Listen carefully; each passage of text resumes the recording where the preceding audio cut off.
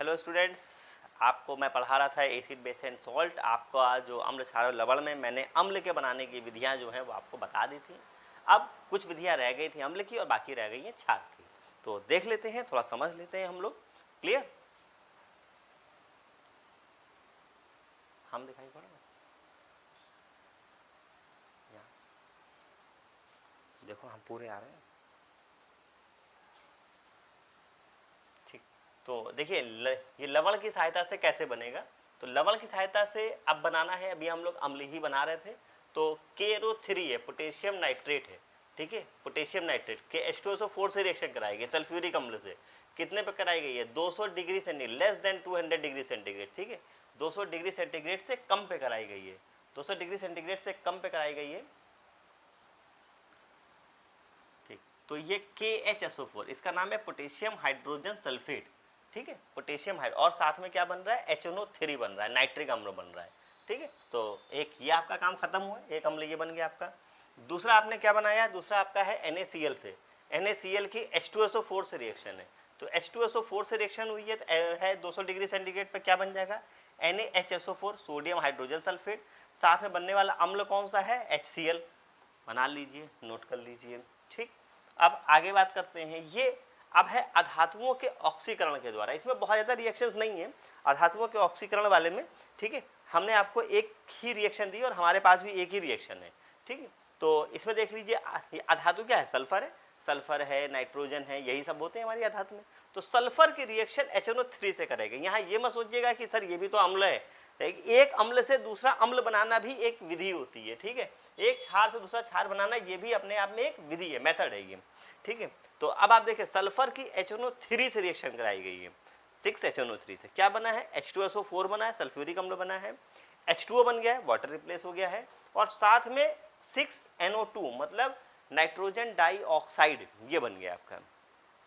इस तरीके से आपका अम्ल का पूरा काम ये खत्म होता है। यहां तक आपका अम्ल का काम आपका खत्म हो गया। इसको रब कर सकते हैं आप यहां से। ठीक है, ये देखिए, ये देख लीजिए, समझ लीजिए। पहले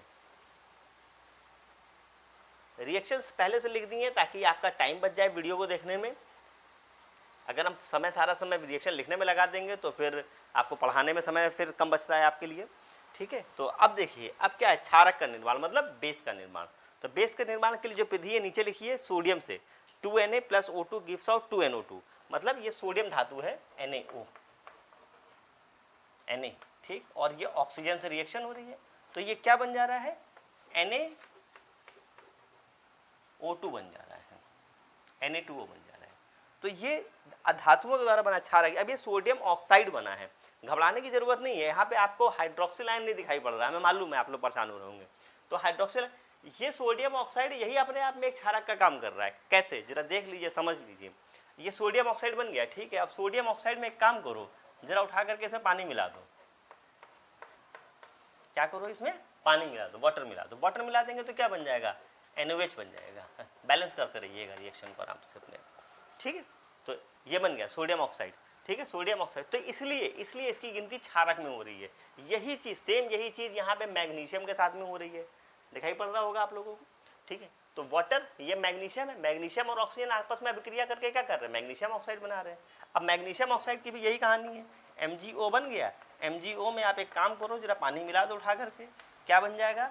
MgOH होल ट्वाइस बन जाएगा।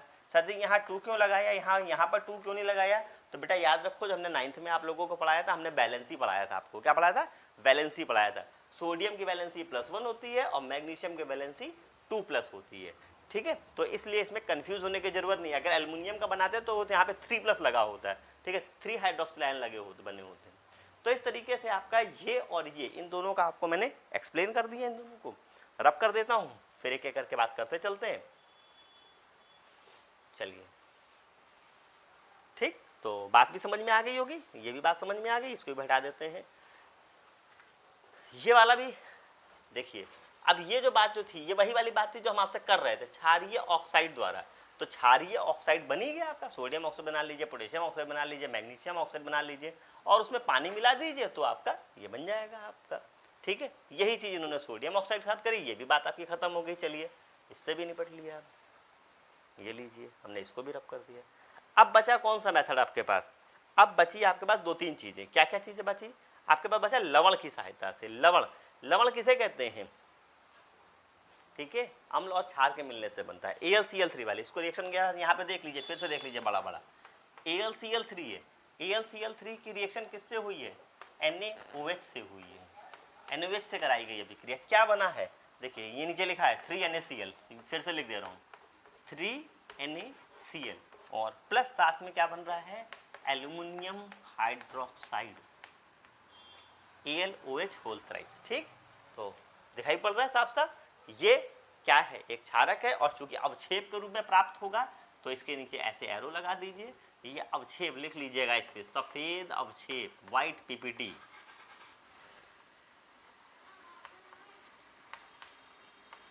सफेद अवक्षेप के रूप में ये आपको प्राप्त हो जाएगा। इसी तरीके से FeSO4 से बनाया है। FeSO4 का भी एग्जाम्पल आप ले सकते हैं। बढ़िया सा लिखिए, बड़ा बड़ा सा बना लीजिए। 2NaOH, इसके साथ रिएक्शन कराएंगे। 2NaOH के साथ में रिएक्शन होगी, क्या बनेगा?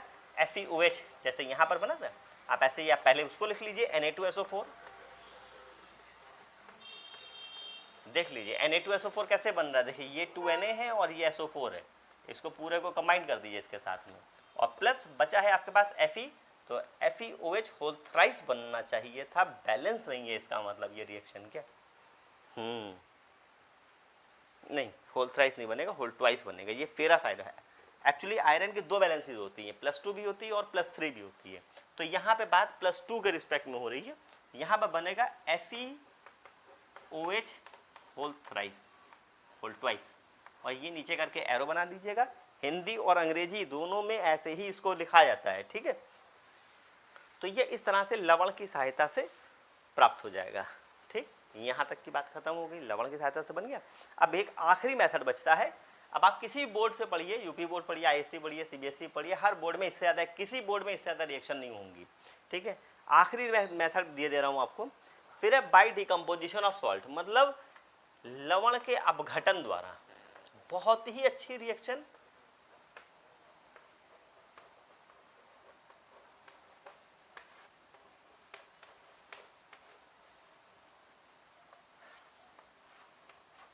लवण के अपघटन द्वारा। लवण का अपघटन कैसे? जैसे लेड नाइट्रेट है, PbNO3, ये एक लवण है आपका। ठीक है, NO3 होल ट्वाइस, तो ये क्या है? लेड नाइट्रेट है। अब आपने क्या किया? लेड नाइट्रेट को आपने हीट कर दिया है, आपने इसे हीट कर दिया, गर्म कर दिया। ठीक है, यहाँ लिख लीजिए, हिंदी में लिख लीजिए, गर्म करने पर। क्या लिख लीजिए? गर्म करने पर। गर्म करने पे क्या क्या बन रहा होगा? 2PbO बनेगा, प्लस 4NO2 बनेगा, और प्लस साथ में O2 बन जाएगा। आपका लेड ऑक्साइड बनेगा, NO2 बनेगा, और साथ में ऑक्सीजन गैस जो है वो लिबरेट हो जाएगी। तो इस तरह से हम लोगों का काम खत्म होता है। जो बच्चे पहले पढ़ चुके थे वो इसको रिवाइज कर लें, और जो नहीं पढ़ पाए थे वो ये वीडियो को 2 बार 3 बार 4 बार जितनी बार देखना चाहें देखें। और देखने के बाद भी कोई डाउट होता है तो पहले प्लीज़ अपना डाउट पूछ लीजिएगा, फिर हम आपका ये चैप्टर जो है इसके आगे कंटिन्यू करेंगे। Thank you students, have a good day, bye.